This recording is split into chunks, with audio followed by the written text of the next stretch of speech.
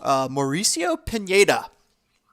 We have high hopes for this kid. 3 goals, 2 assists, homegrown. The lone homegrown left basically after George. I mean, there's a few other homegrowns, but the one that's starting anyway, and with George Mihailovic being traded over to Montreal, recognized the club's Defensive Player of the Year and leader in minutes played. Although he was a rookie, Pineda's composure on both sides of the ball this season made it look like has been in the league for years. He didn't. He looked like a rookie early on, but as the season went on, he definitely looked less and less and less like a rookie. We've been waiting for Pineda to sign for the Fire for years. I mean, literal years. I remember being in high school talking to a friend who knew a friend in the academy who knew Pineda, and I was talking to him about what's Pineda going to do, and instead they signed Georgie. And Pineda, and I remember something about Pineda was waiting for a Generation Adidas contract. He didn't want to go to the Fire for a while, and then finally he graduates and he signs with the Fire, and he puts on this performance. And I think that he was great. Obviously, yeah, he's a rookie. He needs to ease himself into the team. He needs to ease himself into the level of play. Obviously, North Carolina is good, but when you're playing for a really good what's the right term for that? Really good program like North Carolina in college soccer, you're not gonna really get as much of a challenge as you are going to be playing on a team like the Fire in MLS. So I think that Pineda did really well. And that was an 8? Did he give him? He gave him an 8, and I think that I would also agree with that. Either an 8 or a 9. I think he was the best. He was the best player on the pitch for the Fire out of everybody. He was the best player. The question that's going to be going forward is whether he's going to be a center back or a holding midfielder. I remember back when he was in the academy and he was playing at striker or something like that. So I don't know, but I do know that I would want to have him on the pitch, and we'll see where he ends up with the way that the team is shaping. Yeah, this article gives him an 8. I think that's a little high. I think it's very generous. That's they're like, oh, this kid's gonna be great. Let's give him an 8. He definitely produced. He was great. He was very, very good on a bad team. To me, that's like a 7. I don't know. I just feel like 8's a little generous.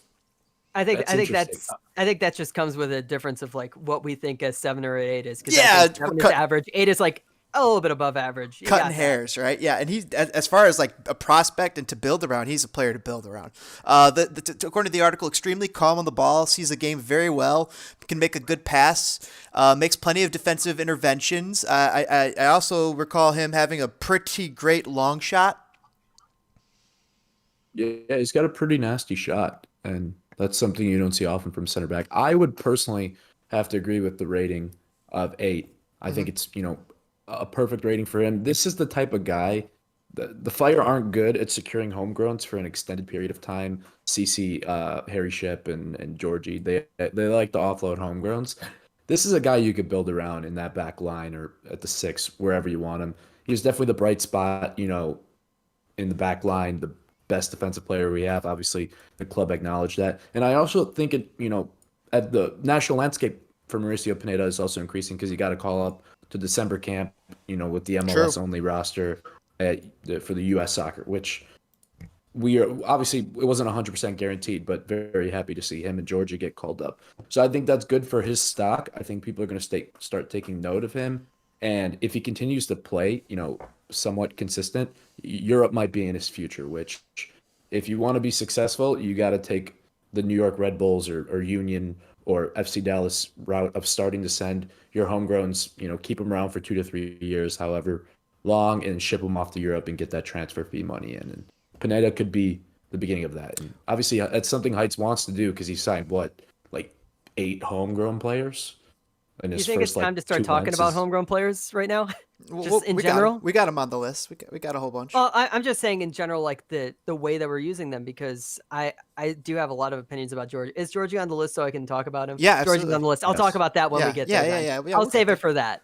But hey, write it down. Make sure you got it in the can. Oh no, the moment that Georgie is mentioned, I'm gonna talk about. Margaret's saying that Pineda was her favorite, 8.5. Contemplating saying, I think a center back I think he's a center back, and find him a good partner.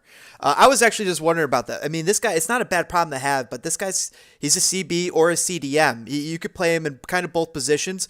You definitely want Wiki to figure out where he thinks he's best suited for him in Wiki's system. But that's not a bad thing that this guy can go play two positions like a CB and a CDM.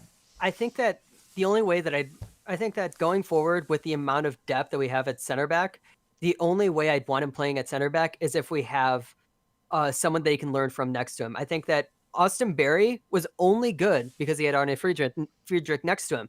And, even when you have a player who has a lot of talent, I'm going to use the Red Stars as an example, but Tierna Davidson did not look good playing defense for the Red Stars until she was playing next to Julie Ertz. Yeah. So you need to have a guiding presence, and I don't think the Fire have that guiding presence. That's a good point. That's going to make Pineda a better center back. Yeah, Matt Beasler. Matt Beasler is a wonderful idea. I think he signed for Austin, at least I heard, but maybe it's not true.